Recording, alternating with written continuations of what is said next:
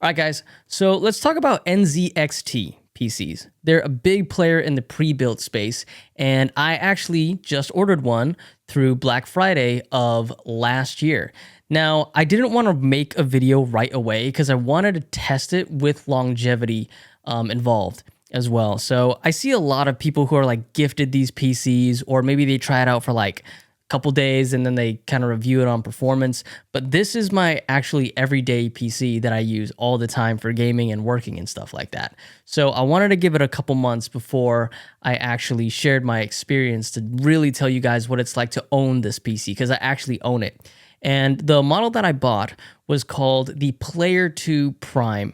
And specifically how I spec'd mine out is I have a 4070 Ti in there. I have 32 gigabytes of RAM because I wanted to future-proof this. Apparently 16 gigabytes isn't going to cut it a few years down the road. And we're seeing that already with games like Hogwarts Legacy, which highly recommend that you have 32 gigs of space. I put 2 terabytes in here because if we are playing COD eventually down the line, it's going to probably take up like a third of that space, which is crazy. But I mean, game files like this are just getting bigger.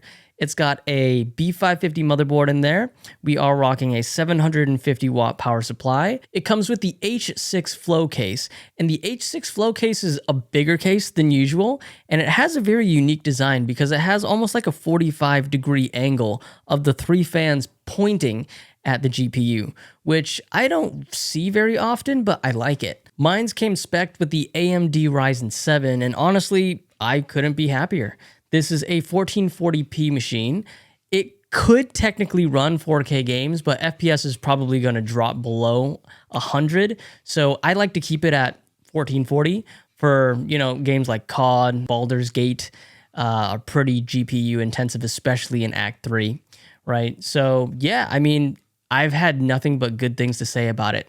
It's great for my monitor as well, which is 144 hertz, and it really maxes out my monitor in most games as long as I play them in 1440p. This thing is snappy, it's zippy. One thing I love about NZXT is when I loaded it up, it didn't come with too much bloatware, as well as all the drivers were pre-installed, so I didn't have to, spend an hour or two just reinstalling all the drivers, right, to make sure it performed optimally. So I really, really liked that. The only thing that kind of irked me was that I ordered it on Black Friday, so at the very, very end of November. Now, it took them about a month to actually make my PC, and by the time it got to my door, it was about a month and a few days. Now, normally I know that's a really long time, because usually if you order a pre-built, it should come within a week. I'm willing to give them grace because at the end of the day, I did order it on Black Friday, which I believe did give me about a couple $100s off, so I mean, the trade-off is worth it. I know that the new 4070 Ti Super is out, which gives you a couple more frames per second as well, but I don't know, at least at this time of making this video, I think they're still offering the 4070 Ti, which I still think is a great graphics card at the end of the day. I still think it was worth every single penny. But yeah, my review of this thing is, it is an absolute beast. It runs everything that I need it to.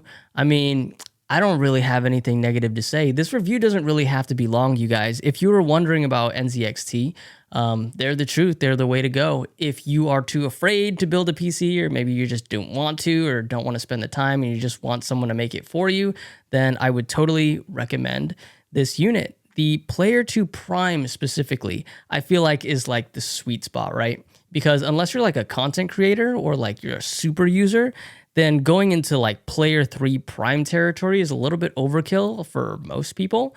But the Player 1 is, I think, a little bit too simple. So staying right in the middle in that gray area was really, really good for me.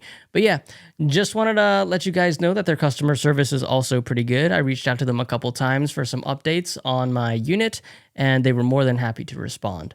But yes, I don't see many videos talking about the Player 2 Prime from people who have actually bought the computer.